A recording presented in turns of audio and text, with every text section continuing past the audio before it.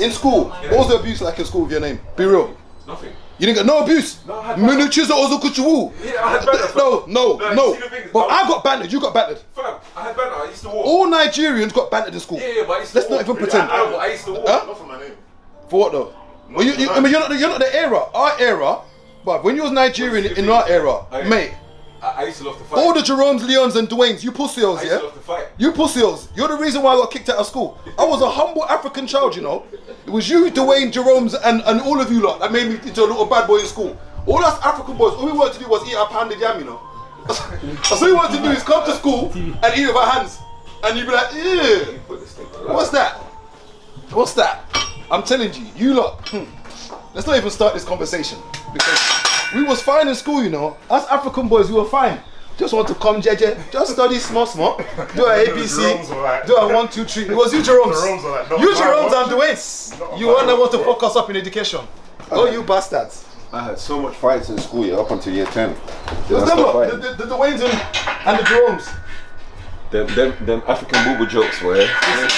It's mad though because when you look at culture. Huh? That's what my brother was talking about. He was talking about, he used to fight bare people just because of your names, just because of. No, I can't lie, I was always on smoke.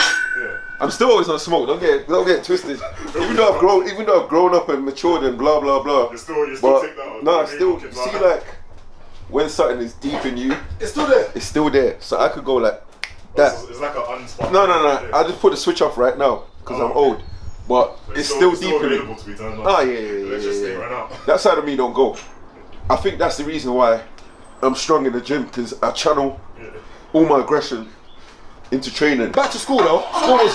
School was tough, and I think the biggest problem we found was that when I was growing up, I just saw all black people as black. I didn't realise it was West Indian, it was West African. So when I saw like fellow black boys, I thought it was cool. So when they basically started dissing me about my name and that and whatever, and obviously my mum would give me the bowl haircut. So we didn't get fadis called fade. We didn't get fadis.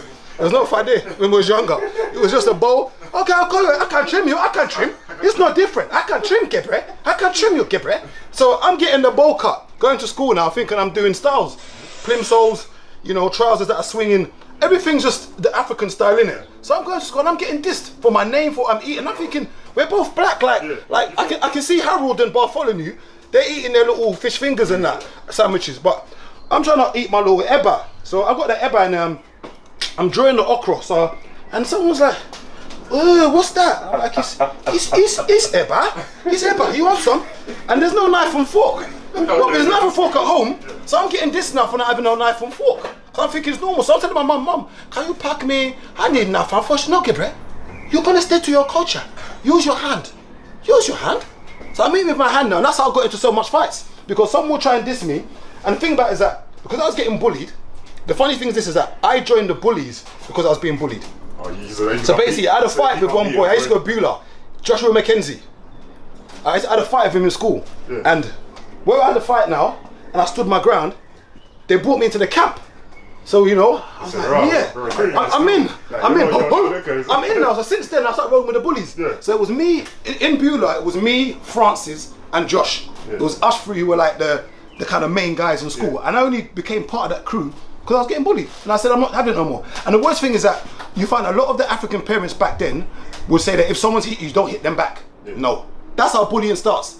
If you know your child is in the wrong and done something, that child should smack them in the face. And that's the thing about bullying is that a lot of kids you find are getting bullied in school and can't say anything. Because sometimes their parents are telling them it's someone who should go and tell the teacher. But remember, bullying is not only physical. There's the emotional, verbal side of bullying that people don't see, where someone's calling you names and there's not a physical mark on your body. My mum used to say to me, never start a fight. But my mum used to tell me, finish it. My mum used to be like, she used to say to me, never come to the house here and cry about you losing a fight. Okay, if you do that, I'm gonna send you back out to smack up the youth. My mum said to me, if they hit you, my mum used to tell me, go and tell the teacher I get bread. Go and tell the teacher I get bread. Started the fight. And then it was mad. My mum used to say, don't start it, but make sure you finish the fight. She was like, She wasn't about that crying. She wasn't about that. Don't come back to me saying, my mum wasn't on that. Come and cry. No.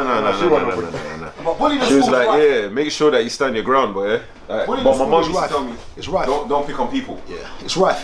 Anyone that's got a child or anyone that's getting bullied and someone hits them or something back, thump them in the face back. Because bullying will go throughout your whole life. Because you find people getting bullied in the workplace, it doesn't stop. You got children who come home, they go straight to their bedroom. It's so hard to see the signs. So hard. I used to work in a pupil referral unit, and you can see it in children when they're getting bullied. You can see it.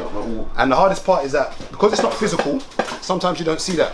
And that thing deals with you throughout your whole life. A lot of the kids who were getting bullied in school, they didn't have that fire in their belly. Like a lot of the things that people have now, it's just that.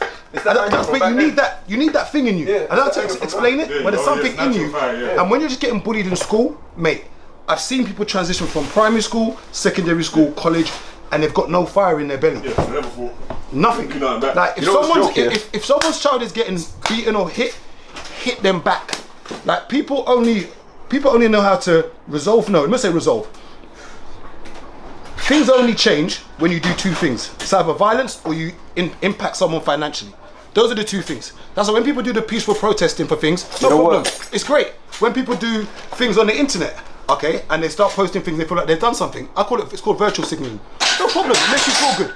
But when you really think about it, if you don't hit someone violently or financially, you've not really made an impact. You're making no difference. And that's the biggest thing is that all these businesses and corporations that we're trying to challenge and do this and do that with, if you hit them financially, they'll stop. Yeah. Have you clocked something?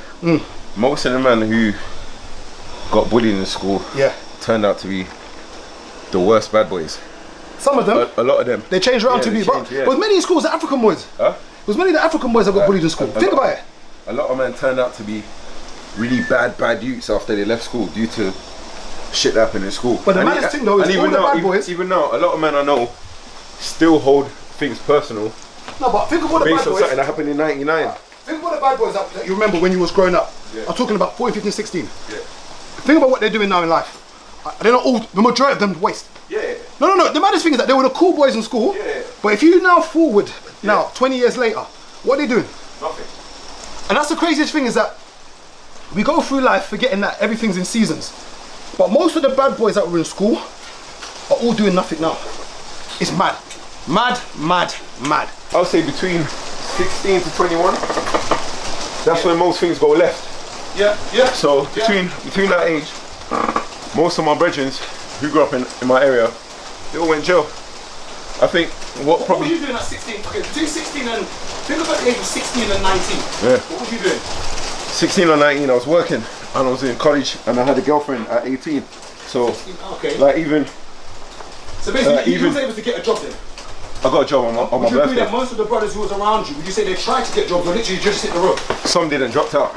Some just hit the road. But I got my first job on my 16th birthday. Literally on my birthday, straight away. So I was working at McDonald's. Huh? Wandsworth Road, you know the roundabout? Yeah. Wandsworth Bridge roundabout. That was my first job. I was in Iceland in Clapham. Okay. I stayed there for 3 years, then went to M&S. But then after, I remember like, between that 19 to 21, things started getting left a tiny bit.